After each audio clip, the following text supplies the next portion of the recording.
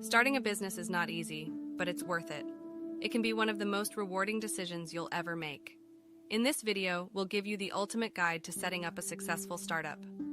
First, start with a solid business plan. Define your product or service, target market, marketing strategy, and financial projections. This will help you stay focused and keep you on track.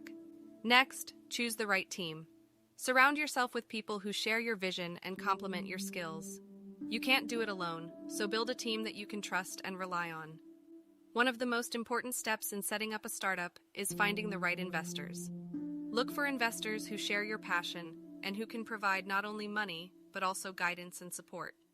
Make sure you have a strong online presence.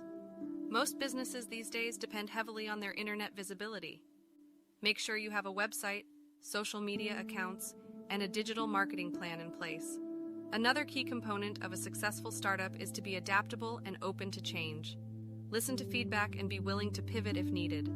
Learn from your mistakes and adjust your strategy accordingly. Finally, don't forget to celebrate your successes along the way. Starting a business is tough, but celebrate every milestone and recognize your wins. It'll motivate you to keep pushing forward. Thanks for watching. We hope you found this guide helpful.